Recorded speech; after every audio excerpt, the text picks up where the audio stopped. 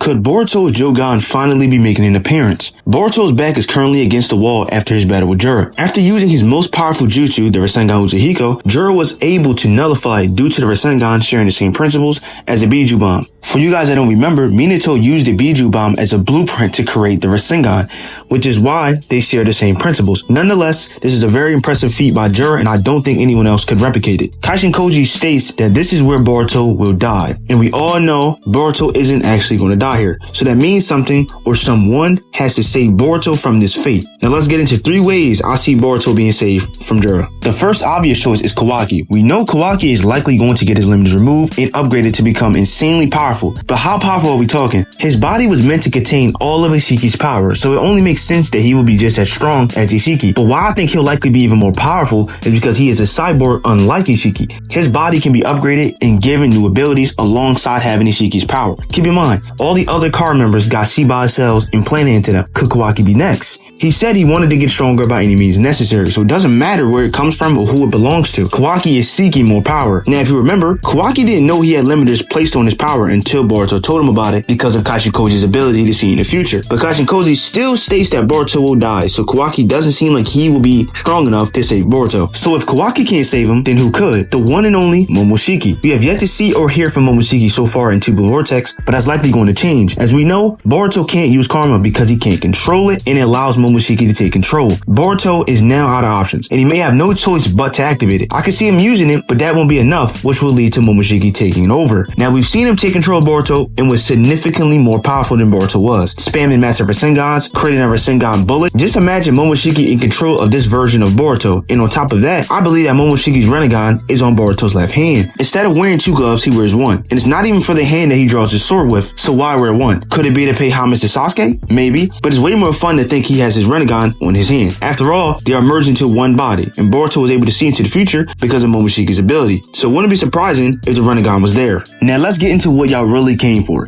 the Jougan.